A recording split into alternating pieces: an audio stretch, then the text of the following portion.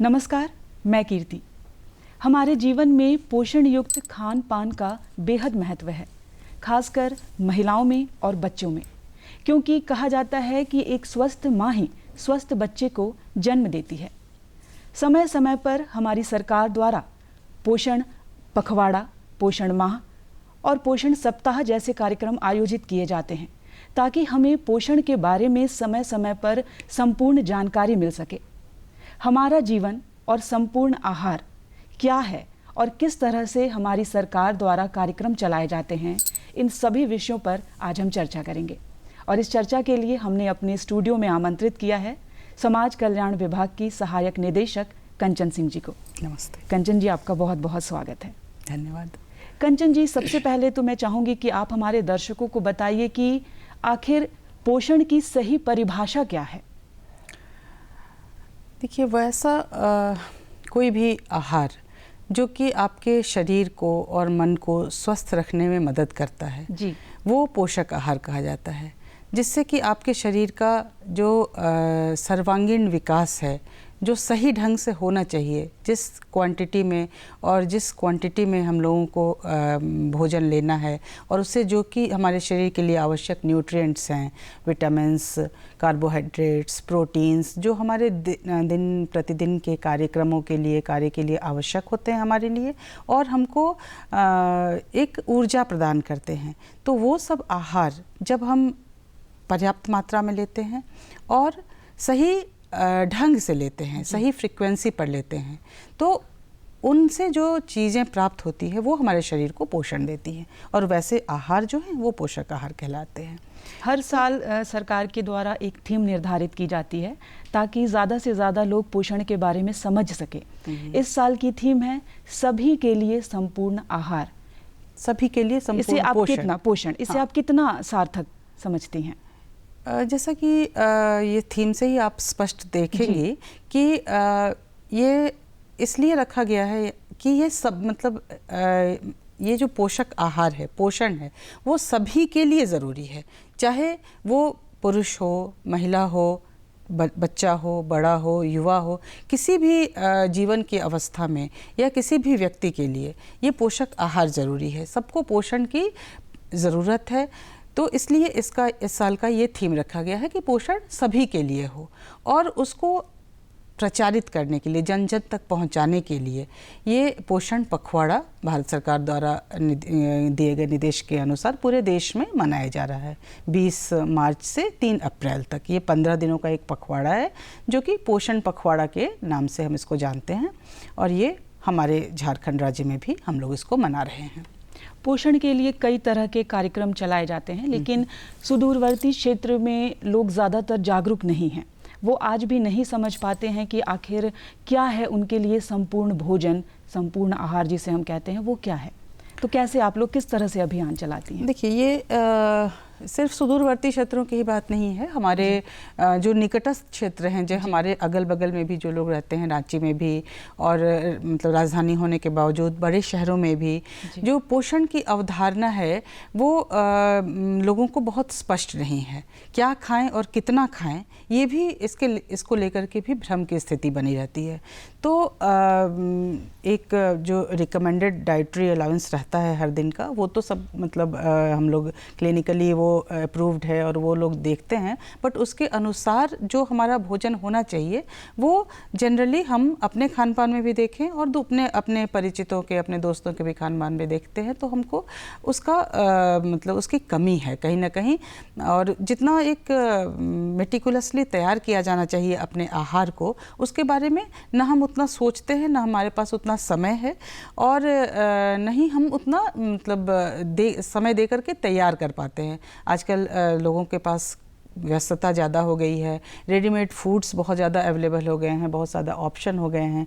तो हम लोग पहले के ज़माने में जिस तरह से होता था कि खाने की चीज़ों को बहुत ढंग से मतलब उसको उपजाने से लेकर के, उसको हार्वेस्टिंग से लेकर के, उसको सुखाना, कूटना पीसना ये सब भी बहुत तरीके से किया जाता था और अपनी देख रेख में किया जाता था। आजकल उन चीज़ों का थोड़ा अभाव हो गया है बहुत सारे कारणों के कारण से।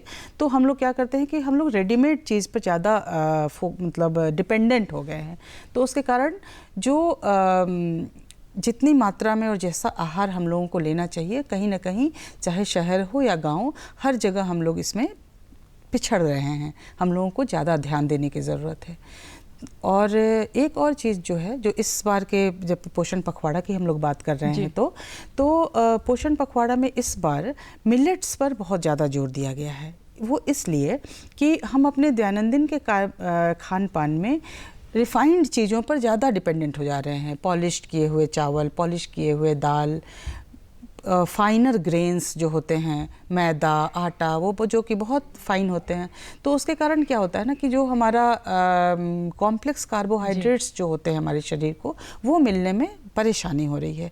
इसके कारण बहुत सारे हम देखेंगे कि आपको लाइफस्टाइल डिजीज़ेज जो पहले के दिनों में, आज से 30-40 साल पहले हम लोग बहुत किसी को सुनते थे, अब वो आम हो गई हैं।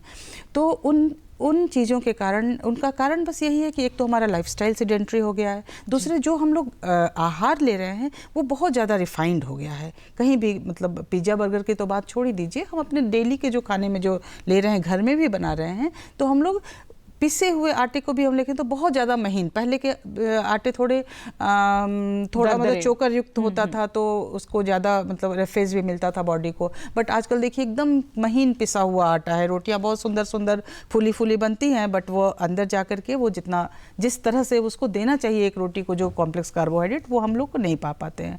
तो इसलिए भारत सरकार के अनुरोध पर दर्शकों को हम एक और बात बता दें कि अंतर्राष्ट्रीय रूप से इस साल को इंटरनेशनल ईयर ऑफ मिलेट्स घोषित करवाया गया है 2023 को। वो इसलिए कि अंतर्राष्ट्रीय स्तर पर जो मोटे अनाज हैं उनके प्रति लोगों का आग्रह बढ़े और एक्सेप्टेंस बढ़े, और लोग जाने कि भाई क्या होता है ये। जैसे पहले झारखंड के परिप्रेक्ष्य में अगर हम लोग बात करें तो पहले बाजरा, मड़ुआ, ये एक बहुत आम तरह से मिलने वाला चीज़ था, जो सभी के आहार में कभी ना कभी शामिल रहता था और बहुत ज़्यादा फ्रिक्वेंटली शामिल रहता था।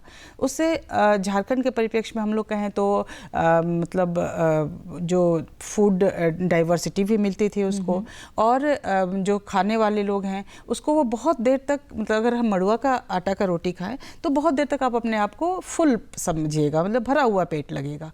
जबकि अगर हम मैदा का पूड़ी खाएंगे तो वो तुरंत आपको भूख लग जाएगी। इसका कारण यह है कि जो मोटे अनाज है उनको पचने में काफ़ी समय लगता है, क्योंकि वो कॉम्प्लेक्स कार्बोहाइड्रेट होते हैं, शरीर समय लेता है उनको पचाने में, और इस तरह से उनके जो पोषक तत्व हैं वो आपके शरीर को अच्छे से प्राप्त होते हैं। और इसके कारण क्या होता है, आपका बॉडी सिस्टम भी, गट सिस्टम जो है वो भी मजबूत रहता है, आपका बाउल सिस्टम भी मजबूत रहता है। तो मिलेट्स को प्रचार प्रसार करने का जो लक्ष्य है वो इस बार के पोषण पखवाड़ा का एक महत्वपूर्ण लक्ष्य है। हाँ, कि इन 15 दिनों में हम जन जन को बताएं कि मिलेट्स क्या हैं, कैसे हैं, और कैसे हम उनको अपने आहार में शामिल कर सकते हैं। तो इसके लिए राज्य सरकार भी बहुत प्रयास कर रही है, और हमारे जो 38,432 आंगनवाड़ी केंद्र फैले हुए हैं पूरे राज्य में, उनके माध्यम से हर केंद्र पर लोगों को, आंगनवाड़ी सेविकाओं, सहायिकाओं और हमारे फंक्शनरीज के द्वारा ये जागरूक किया जा रहा है कि झारखंड में आसानी से प्राप्त होने वाले मिलेट्स कौन हैं, जैसे कि मड़ुआ है, बाजरा है, कोदो है, सामक चावल है ना। तो ये सब जो मिलेट्स हैं ये हमारे पास आसानी से अवेलेबल हैं। हम इनको अपने प्रतिदिन के खाने में एक बार कम से कम ज़रूर प्रयोग करें, ताकि हमको जो इनका पोषक तत्व है वो मिल सके, हमारा जो गट हेल्थ है वो ठीक रह सके, और हमारे शरीर को एक बेहतर पोषण प्राप्त हो सके। आपने कहा कि रेडीमेड फूड जो हैं उनका प्रचलन अभी ज़्यादा बढ़ गया है। जी। तो आंगनबाड़ी सेविकाएं जो हैं वो समय समय पर डोर टू डोर कैंपेनिंग भी करती हैं, और किचन गार्डन जो है वो ज़्यादातर लोगों को समझाती हैं। मैं चाहूँगी कि आप भी बताएं कि क्या है किचन गार्डन, और क्या क्या वहाँ पर उपजा सकते हैं आप, अपने खुद के किचन में क्या क्या उपजा सकते हैं जो कि पोषण युक्त हो।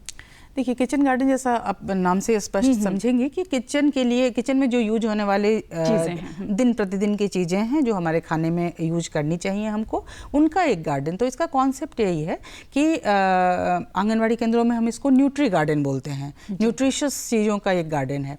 तो हर आंगनवाड़ी केंद्र में, मतलब जहाँ भी जगह अवेलेबल है, तो वहाँ पे सरकार का ये सोच है कि वहाँ पे हम लोग एक छोटा सा स्पेस में जो हरी साग सब्जियाँ हैं जो हम हो सकता है, जैसे कि पालक है, बथुआ है, हरा साग है, या हमारे झारखंड में आपको मतलब 66 तरह के 66 तरह के साग हमारे यहाँ ऐसे ही अवेलेबल हैं। तो उनमें से भी जो साग हम लगा सकते हैं वो, या कुछ फलों के पेड़ जैसे सहजन है, पपीता है, जो कि जिनको केयर करने में भी बहुत मुश्किल नहीं है, जिनको उपजाना भी आसान है और देख रेख की भी बहुत ज़रूरत नहीं पड़ती, और उस स्वास्थ्य के लिए मतलब कल्प वृक्ष के समान है। सहजन वगैरह जो चीज़ें हैं, आयरन और कैल्शियम का खजाना है सहजन। तो उसकी पत्ती से लेकर के फूल और फल तीनों चीज़ खाए जाते हैं, और हम लोग अपने जीवन में, मतलब अपने प्रतिदिन के आहार में खाते भी हैं इसको, लेकिन इसको और ज़्यादा प्रचारित भी करने की आवश्यकता है कि ये ऐसा चीज़ है जो आपको आयरन और कैल्शियम के लिए बाहरी सोर्सों पर डिपेंडेंट रहने की ज़रूरत नहीं है अगर आप सहजन का उपयोग करते हैं। तो इस तरह की जो चीज़ें हैं जो आसानी से आपके आसपास अवेलेबल हैं, उनको हम उस न्यूट्री गार्डन में उगाते हैं और अपने आंगनवाड़ी के बच्चों के लिए उसका प्रयोग करते हैं। साथ ही हर परिवार को, क्योंकि गांव में सबके पास थोड़ा थोड़ा जगह रहता है, बाड़ी जिसको हम लोग बोलते हैं, तो उन जगहों में क्या क्या चीज़ें हो सकती हैं जो इस तरह के औषधीय महत्व की चीज़ें हैं या कि न्यूट्रिशियस चीज़ें हैं, तो उनको हम लोग उगाने के लिए प्रोत्साहित सेविकाएँ करती हैं, सेविकाओं के माध्यम से गाँव वालों को, कि भाई आप जो ये चीज़ें हैं वो बहुत अच्छी चीज़ें हैं, इनको बहुत अच्छा मान करके खाइए, क्योंकि चीज़ें तो बहुत अवेलेबल है, बट जानकारी के अभाव के कारण उनका जैसे कंजम्पशन होना चाहिए वैसे नहीं हो पा रहा है गांव के स्तर पर। तो एक ये महत्वपूर्ण कार्य न्यूट्री गार्डन के सेंस में हम लोग कर रहे हैं। अच्छा, पोषण सभी के लिए एक समान है, चाहे वो शहरी क्षेत्र के लोगों के लिए हो या फिर ग्रामीण क्षेत्र के लोगों के लिए हो, आवश्यकता सभी के लिए है। लेकिन जागरूकता की बात करें तो ग्रामीण क्षेत्रों में लोगों को ज़्यादा जागरूक किया जाता है, जबकि सुविधाएं वहाँ ज़्यादा हैं खान पान में, क्योंकि शहरी क्षेत्र के लोग ज़्यादातर रेडीमेड फूड्स ही लेते हैं। तो आप उन्हें कैसे जागरूक करेंगे उस तरह के खान पान के लिए? गांव के क्षेत्र, गांव में ज़्यादा जागरूक करने की आवश्यकता इसलिए पड़ती है क्योंकि ज्ञान का स्तर थोड़ा अभी भी वहाँ पे कम है। तो जो चीज़ें उनके पास एबेंडेंटली हैं उसको भी वो लोग मतलब बहुत अच्छा समझ के नहीं खाते हैं कि अरे हमारे पास तो बहुत पैसा नहीं है, कहाँ से हम सेब संतरा लाएंगे। आपके पास सेब संतरा नहीं, आपके पास पपीता है, आपके पास अमरूद है, हाँ, आपके पास बेर है। वो सब चीज़ें भी पोषक तत्वों के मायने में उतनी ही रिच हैं जितने कि जो एग्जॉटिक फ्रूट्स जो बाज़ार में मिलते हैं वो हैं। लेकिन जो जानकारी की कमी है उसके कारण उनको एक हीन भावना रहती है गांव के लोगों को कि हम बहुत अच्छा चीज़ नहीं खा पा रहे हैं। तो ये जागरूकता का इसलिए ज़रूरत है उन्हें कि वो जो खा रहे हैं उसको समझें कि वो कितना अलभ्य चीज़ है उनके लिए, कितनी अच्छी चीज़ वो खा रहे हैं, ये भावना उनके मन में आए। ताकि हमारे मतलब एक कहावत है हमारे यहाँ कि जैसा खाओ अन्न वैसा बनेगा तन।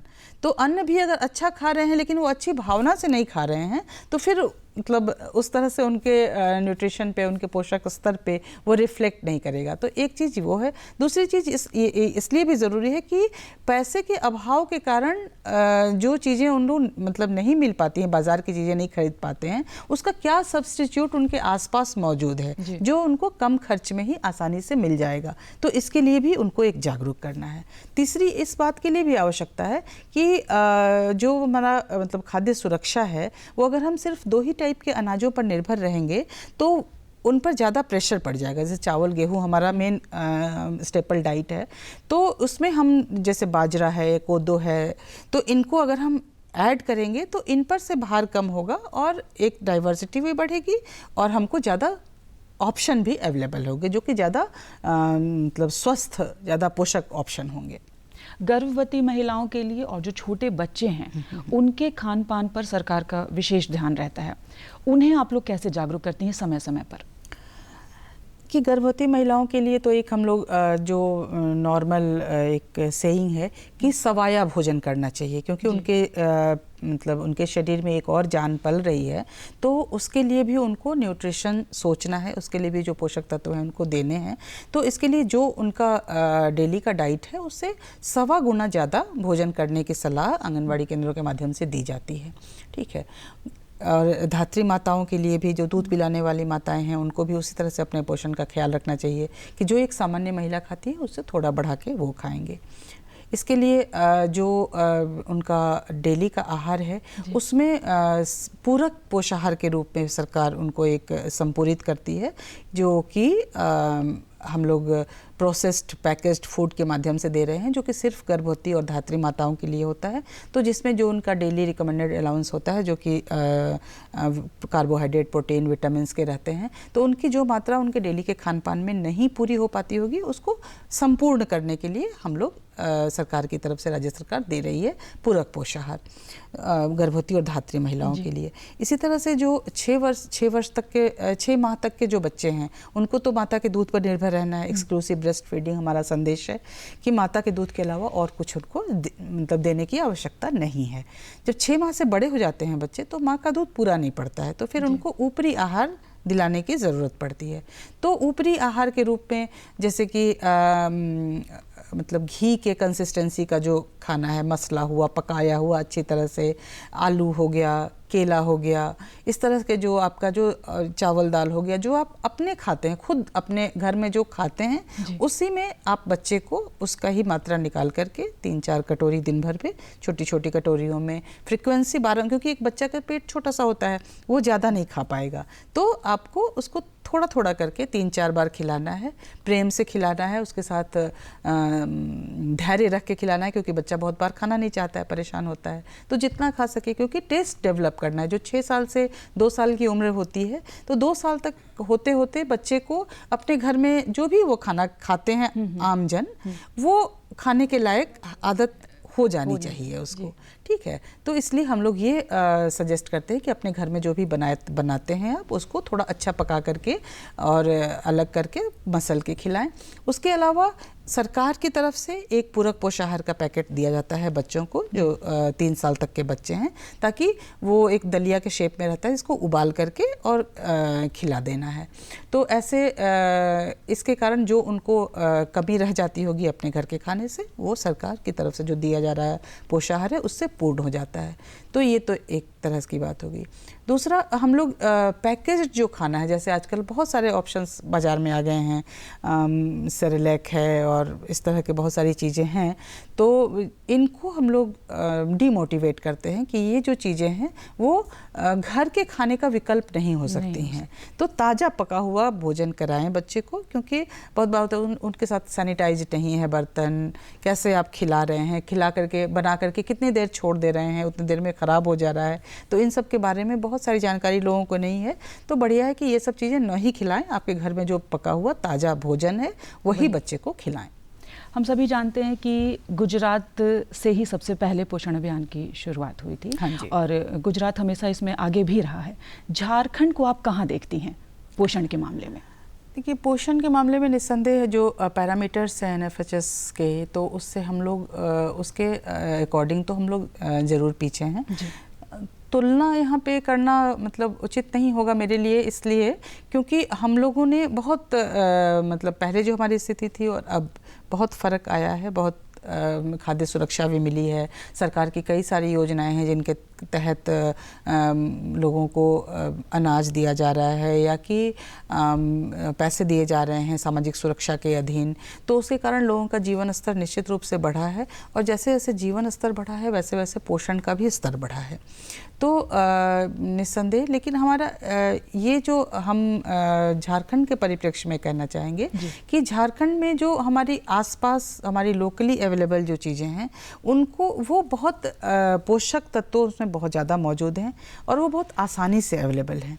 तो हम लोग फिर से यहाँ पे मेरा जो मतलब इम्फेसिस रहता है वो ये कि जागरूकता जितनी ज़्यादा से ज़्यादा हो सके, क्या क्या चीज़ें हैं जो हम नहीं जानते हैं, है ना, उन पर हमारा ध्यान हम लोग दे सकें, लोगों को बता सकें। जैसे हम लोग देखते हैं, आप जाइएगा झारखंड में तो हटिया का कल्चर है, हम लोग सब जानते हैं। कहीं भी किसी हटिया में जाइएगा आप जाड़े के दिनों में खास करके, और मतलब अभी भी आप देख सकते हैं, कम से कम 15 तरह के साग तो आपको कहीं भी किसी दिन दिख जाएंगे। और बहुत सारे साग ऐसे हैं जो कि बहुत ज़्यादा न्यूट्रिशनल वैल्यू है उसका, बहुत ज़्यादा औषधीय महत्व के साग भी हैं जिनको हम नहीं जानते हैं। तो हमारा एक गौरव बोध होना चाहिए। गुजरात से शुरू हुआ है बहुत अच्छा, बट हम झारखंड में भी बहुत अच्छा कर सकते हैं और बहुत अच्छा कर रहे हैं ये जो चीज़ें हैं। तो इसके लिए हम लोग एक प्रयास कर रहे हैं कि जो हमारी अवेलेबल चीज़ें हैं उनको एक इंडेक्सिंग करके लोगों को बताया जा सके कि कैसे हमारा ये साग है। जैसे हम लोग बेंग साग कहते हैं, बेंग साग असली में ब्राह्मी है जिसका कि बहुत ज़्यादा औषधीय महत्व है, तो बहुत सारे लोग इसको नहीं जानते हैं। इसी तरह से बहुत सारे ऐसे फल सब्जियां आराम से अवेलेबल हैं, बहुत सारे अनाज अवेलेबल हैं जिनका कि पोषण के हिसाब से बहुत ज़्यादा महत्व है।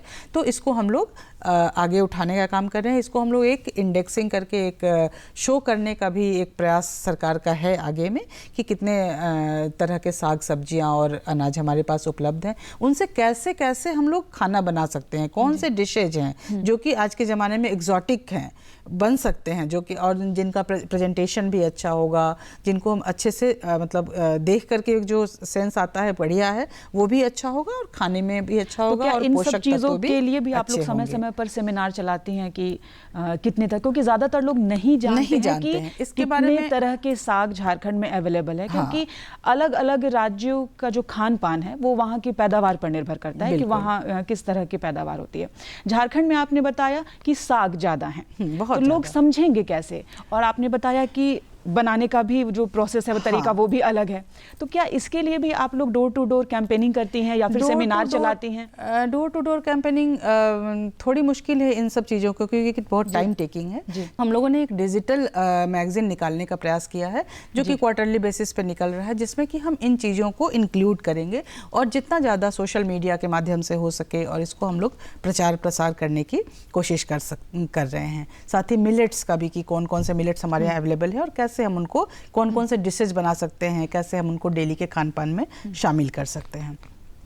और इनके उपयोग से जो हमारा एनीमिया एक बहुत बड़ा फैक्टर है हमारे यहाँ झारखंड में, इसका प्रेवलेंस बच्चों में भी, माताओं में भी, किशोरी बालिकाओं में भी बहुत ज़्यादा है।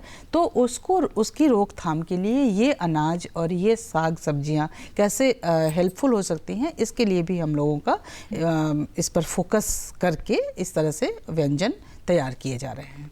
तो जो गर्भवती महिलाएं हैं या जो छोटे बच्चे, स्कूल मिड डे मील की जो सुविधा उन्हें दी जाती है स्कूलों में, तो उसमें क्या है कि बहुत सारे बच्चे जो बचपन से ही बीमार हैं या फिर वैसी महिलाएं जो गर्भवती हैं लेकिन कोई डायबिटिक हैं, तो उन लोगों के लिए क्या विशेष खान पान होता है और उन लोगों के लिए जो जागरूकता अभियान है क्या वो अलग से चलाए जाते हैं? देखिए, वो जो जिनका पोषण स्तर कम है, उनको जो हम लोग कुपोषित बच्चे जिनको कहते हैं कि उम्र के हिसाब से जिनका वजन और लंबाई उस हिसाब से नहीं है, तो उनके लिए सरकार की योजना है कि उनको अन्य बच्चों से ज़्यादा मतलब पौष्टिक आहार चाहिए, तो उस हिसाब से उनको ज़्यादा करके दिया जाता है। और जिनका कोई मेडिकल कॉम्प्लिकेशन हो तो फिर उसको हॉस्पिटल में भर्ती करके और जो मेडिकेटेड डाइट होता है वो उनको दिया जाता है। झारखंड में जैसा कि पोषण पखवाड़ा, पोषण सप्ताह और पोषण माह ये सभी राज्यों में लगभग एक बराबर चलाया जाता है, लेकिन आंगनबाड़ी जो सेविकाएं हैं उन पर कितना प्रेशर होता है? क्योंकि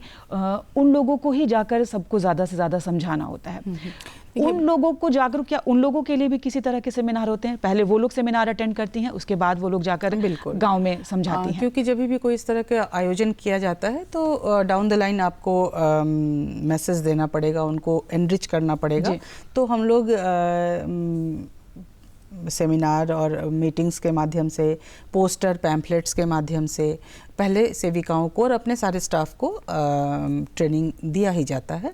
इसके अलावा ये जो जैसा बताया आपने कि ये आयोजन किया जाता है, तो ये सेविकाओं पर प्रेशर की जहाँ पर बात है, तो ये किसी एक डिपार्टमेंट का काम नहीं है ना। ये पोषण माह, पोषण पखवाड़ा इसीलिए आयोजित किए जा रहे हैं कि सरकार की ये मंशा है कि कोई इसको सिर्फ महिला बाल विकास विभाग का या कि स्वास्थ्य विभाग का या कि खाद्य सुरक्षा विभाग का काम समझ करके छोड़ ना दे अकेले करने के लिए, क्योंकि पोषण एक मतलब इंटीग्रेटेड अप्रोच है कि मतलब वो साफ़ सफाई से भी उतना ही जुड़ा हुआ है जितना कि खान पान से, जितना कि तबीयत ख़राब ना होने से, तो और जितना कि आपको फूड सिक्योरिटी से, या कि जितना कि आपको मतलब पैसे की सिक्योरिटी से। तो ये एक मतलब कॉम्प्लेक्स चीज़ है जिसमें कि सभी विभागों का समन्वय है। तो ये जो पोषण पखवाड़ा या पोषण माह आयोजित किया जाता है, तो सबसे पहले इसको डिपार्टमेंटल लेवल पे कन्वर्जेंस मीटिंग होती है सभी विभागों के साथ। तो जो भी आपके संबद्ध विभाग हैं, स्वास्थ्य विभाग हो गया, पेयजल स्वच्छता विभाग, खाद्य आपूर्ति विभाग, फिर शिक्षा विभाग, फिर मनरेगा, मैंने जितने तरह के भी विभाग हैं जो धरती से मतलब ग्राउंड में काम कर रहे हैं, तो उनकी एक ऊपर लेवल पे एक कन्वर्जेंस मीटिंग होती है सेक्रेटरीज के लेवल पर, और फिर वही convergence down the line transmit होता है। तो आंगनवाड़ी के स्तर पर जब हम काम करते हैं तो वहाँ पे सिर्फ आंगनवाड़ी सेविका नहीं रहती है, वहाँ पे एएनएम भी रहती है, सहिया भी रहती है, हमारे स्कूल के टीचर्स भी रहते हैं, हमारी सखी मंडल की दीदियाँ भी रहती हैं, हमारे मुखिया भी रहते हैं, हमारे पीआरआई मेंबर्स भी रहते हैं। तो ये शेयर बटा हुआ है, लोड बटा हुआ है, तो किसी एक पर प्रेशर नहीं होता है, बल्कि सब मिलजुल करके जो हमारा गाँव है वो एक उसको उन्नत करने का, जो हमारा एक लाभार्थी है उसको उन्नत करने का प्रयास करते हैं। तो सरकार के ने एक मतलब पंचायत लेवल पे भी पोषण पंचायत की भी व्यवस्था की है कि सब कोई जाने, जो हमारे पीआरआई मेंबर्स हैं वो भी जाने कि पोषण सिर्फ एक आंगनवाड़ी सेविका का काम नहीं है, ये हम सबका जिम्मेदारी है और सबको साथ में मिलकर के उसको करना है। दूसरा, हम लोग विभिन्न संचार माध्यमों के माध्यम से, जैसे कि रेडियोज़ के माध्यम से, टेलीविज़न के माध्यम से, जो कि ये चीज़ें हैं उनका प्रचार प्रसार भी लगातार होता रहता है। तो जो आंगनवाड़ी सेविका के क्षेत्र में नहीं भी आते हैं, जो मतलब शहरी जनता है, जो ऐसे, वो लोग भी इसके बारे में जागरूक होते हैं, जानते हैं कि हाँ सरकार कुछ कर रही है और उसके बारे में सोचने को विवश होते हैं। एक संपूर्ण आहार कैसा हो एक मनुष्य के लिए, उसमें आप अपनी तरफ से क्या कहना चाहती हैं, हमारे दर्शकों को क्या मैसेज देना चाहती हैं? देखिए, आहार जो मन को रुचे, जी, पहली बात, जो तन को रुचे, तन के लिए अच्छा हो, वो खाएं, और इसके लिए जो आवश्यक इन्फॉर्मेशन है, जो आवश्यक सूचना है, वो आपके पास रहे। मन को रुचने का खाने लगे तो फिर बहुत मतलब स्थिति अजीब हो जाएगी। इसलिए जो इन्फॉर्मेशन हमारे पास रहे कि क्या अच्छा है, क्या अच्छा नहीं है, तो आप स्वविवेक से निर्णय ले सकें। स्वरुचि का भोजन होना चाहिए और स्वविवेक से वो स्वरुचि डेवलप होनी चाहिए। तो ये स्वविवेक जागृत करने के लिए हमारा विभाग प्रयासरत है कि कैसे हम अच्छे से अच्छा भोजन कम से कम दाम में और मतलब इनटेक उसका कर सके और अपने शरीर को स्वस्थ रख सके, क्योंकि स्वस्थ शरीर से ही स्वस्थ समाज का निर्माण होगा, और स्वस्थ समाज के निर्माण से जो हमारा देश है वो आगे बढ़ पाएगा। कंचन जी, आपका बहुत बहुत धन्यवाद। तो स्वस्थ रहने के लिए खान पान जो है वो बेहद महत्वपूर्ण है, तो अच्छा खाएं और निरोग रहें। इस कार्यक्रम में इतना ही, हमें दीजिए इजाज़त। नमस्कार। नमस्कार।